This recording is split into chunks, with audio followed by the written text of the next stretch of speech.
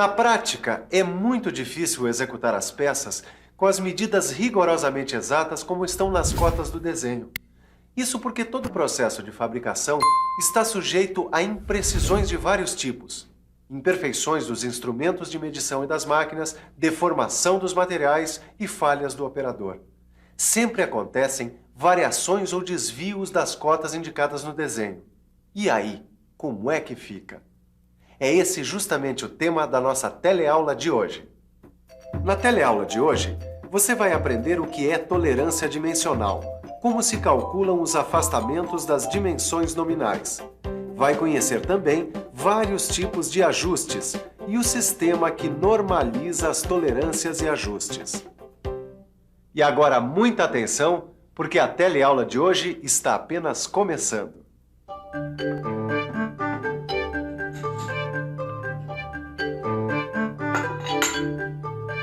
Ô, Ananias, me explica uma coisa.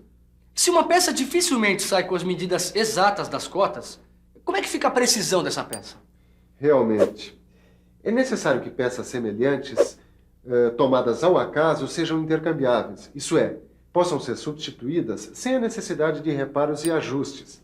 Além disso, as peças, em geral, não funcionam isoladamente. Elas trabalham associadas a outras peças. Ah, como nos conjuntos mecânicos? Exatamente. Como esse aqui, por exemplo. Num conjunto mecânico, as peças se ajustam, se encaixam umas nas outras de diferentes maneiras. Por isso que não dá para entender como uma peça pode sair fora de medida. Mas a prática tem demonstrado uma coisa.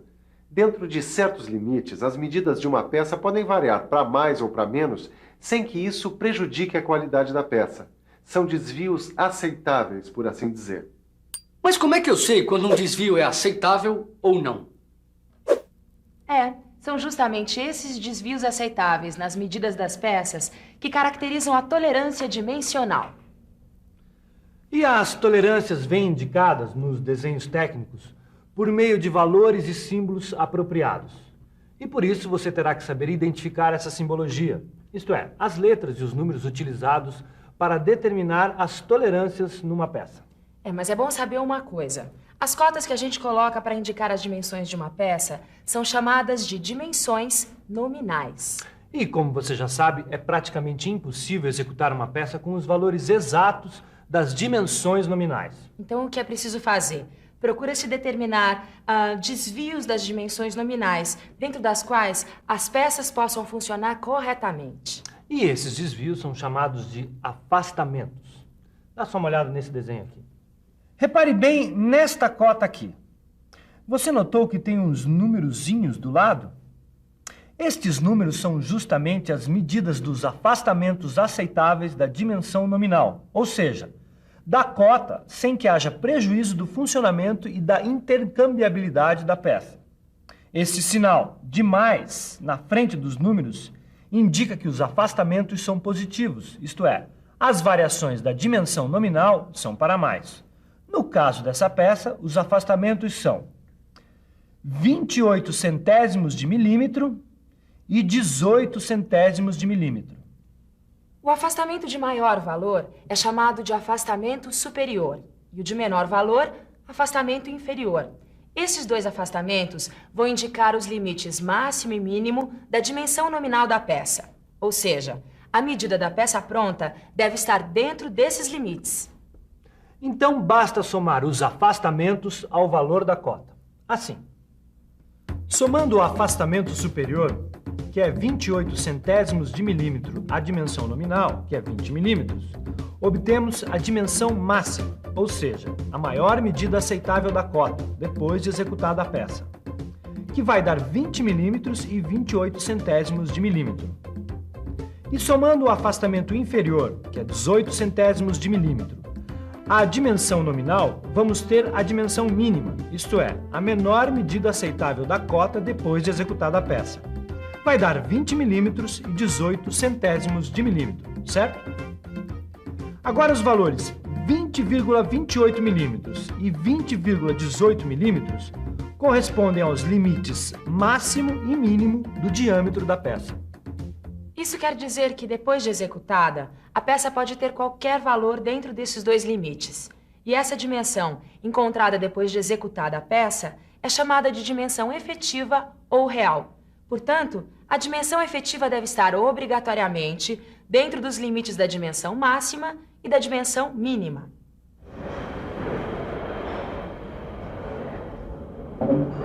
Poxa, que concentração, hein, seu Tito? Ô, Silva, tô aqui tentando entender essa história de tolerância dimensional. Mas ainda bem que você chegou, que você pode me dar umas dicas, né? No que eu puder ajudar? Sabe o que é? Eu já sei que quando os dois afastamentos das cotas são positivos, a dimensão efetiva da peça vai ser sempre maior do que a dimensão nominal. Por isso eu deduzi, se os afastamentos forem negativos, a dimensão efetiva da peça vai ser para menor. Está correto. E quando os afastamentos são negativos, os números ao lado da cota têm um sinal de menos, em vez de sinal de mais. Aí, em vez de somar, você tem que subtrair o afastamento da dimensão nominal. Pois é, isso eu também sei. Mas me diz uma coisa, pode haver um caso em que os dois afastamentos têm sentidos diferentes? Quer dizer, um deles é positivo e o outro negativo? Claro. Quando os afastamentos têm sinais diferentes, o afastamento positivo vai sempre corresponder ao afastamento superior. É, e o afastamento negativo ao afastamento inferior. Viu como é claro? Tolerância numa peça é simplesmente a variação entre a dimensão máxima e a dimensão mínima. Então para saber qual é a tolerância, é só calcular a diferença entre a dimensão máxima e a dimensão mínima. É isso aí. Quer ver? Dá uma olhada. Imagine uma cota de 20 milímetros que tem um afastamento positivo superior de 28 centésimos de milímetro. A dimensão máxima vai ser de 20 milímetros e 28 centésimos de milímetro, certo? E outro afastamento positivo inferior de 15 centésimos de milímetro. Então a dimensão mínima vai ser de 20 milímetros e 15 centésimos de milímetro. É só tirar a diferença entre as duas dimensões para descobrir que a tolerância para esta cota é de 13 centésimos de milímetro. E a tolerância também pode ser representada graficamente. Dá só uma olhada nesse desenho aqui. Bom, em primeiro lugar, nesta representação, os valores dos afastamentos não estão proporcionais. E esse exagero tem por finalidade facilitar a visualização do campo de tolerância. Agora, dá uma olhada mais de perto. Campo de tolerância é o conjunto dos valores compreendidos entre o afastamento superior e o afastamento inferior. Corresponde a este intervalo que vai da dimensão mínima à dimensão máxima. Qualquer dimensão efetiva entre os dois afastamentos, inclusive a dimensão máxima e a dimensão mínima, vai estar dentro do campo de tolerância. Ficou claro agora o que é campo de tolerância? Agora tem uma coisa. As tolerâncias de peças que funcionam em conjunto vão depender da função que essas peças vão exercer. De acordo com as funções das peças, vai ser necessário um tipo de ajuste. Ajuste? Que negócio é esse de ajuste, Ananias? Olha, para entender o que são ajustes, é necessário saber o que são eixos e furos. Dá só uma olhada nessa peça aqui, ó. Eixo é o nome que a gente dá para qualquer peça, ou mesmo parte de uma peça que funciona alojada em outra.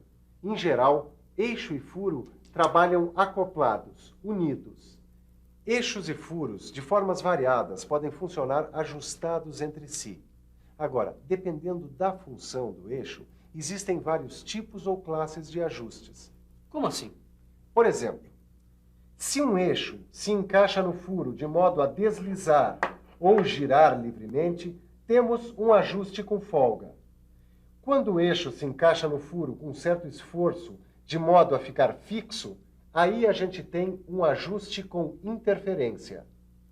E também existem situações intermediárias, em que o eixo se encaixa no furo com folga ou interferência, dependendo das dimensões efetivas.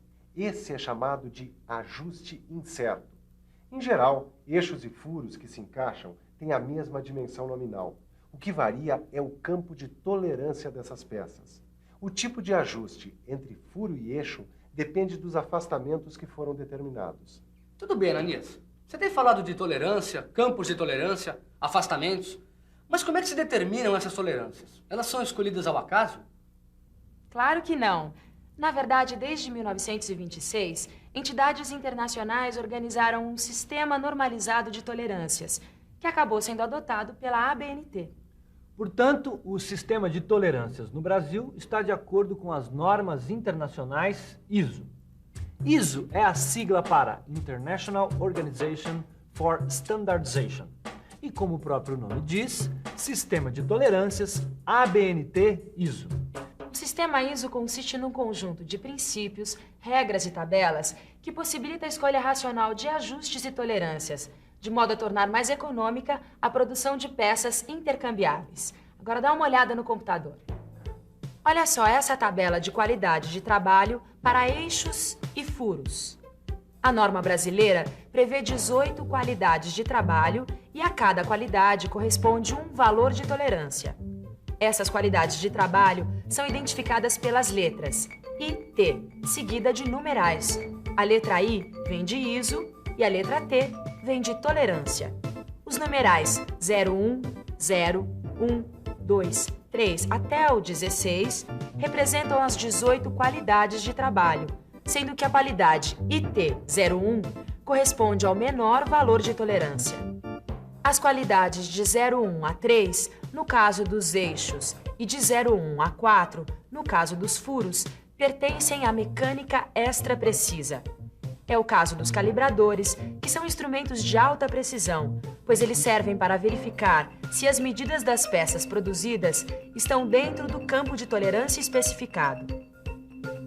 No extremo oposto, as qualidades de 12 a 16 correspondem às maiores tolerâncias de fabricação. Essas qualidades são aceitáveis para peças isoladas, que não requerem grande precisão. Por isso, são classificadas como mecânica grosseira. Agora, peças que funcionam acopladas a outras têm, em geral, sua qualidade estabelecida entre 4 e 11, se forem eixos, e de 5 a 11, se forem furos.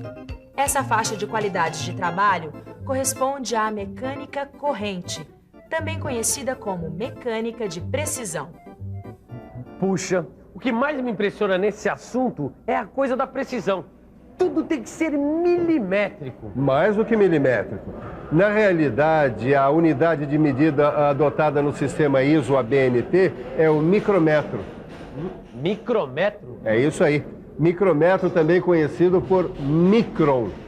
Um micron equivale a milionésima parte de um metro. Quer dizer, você pega um metro e divide por 1 milhão de partes iguais, você vai ter 1 micron. Cada parte valerá 1 micron. Nossa, isso que é precisão. Como é que se escreve esse micron? Ele é representado pela letra grega mi, seguida da letra M minúscula. Um micron vale 1 milésimo de milímetro. Depois de tanta informação, que tal uma bela revisão? E atenção, se liga aí, que é hora da revisão. Na teleaula de hoje, você aprendeu que é muito difícil executar as peças com todas as medidas rigorosamente exatas. Mas viu também que as medidas das peças podem variar dentro de certos limites. E que os limites dessa variação caracterizam a tolerância dimensional. Aprendeu que a cota no desenho técnico é também chamada de dimensão nominal. E viu que as variações ou desvios aceitáveis das medidas das dimensões nominais são chamadas de afastamento. Aprendeu também que eixos e furos podem ser ajustados de diferentes maneiras entre si, e que o tipo de ajuste entre um furo e um eixo depende dos afastamentos determinados. Além disso, você pôde constatar que as tolerâncias não são escolhidas ao acaso, mas segundo um sistema normalizado, conhecido como Sistemas de Tolerância e Ajustes ABNT-ISO. Hoje você aprendeu muita coisa sobre tolerância dimensional, mas há muito mais sobre esse assunto para você aprender no seu livro de estudos.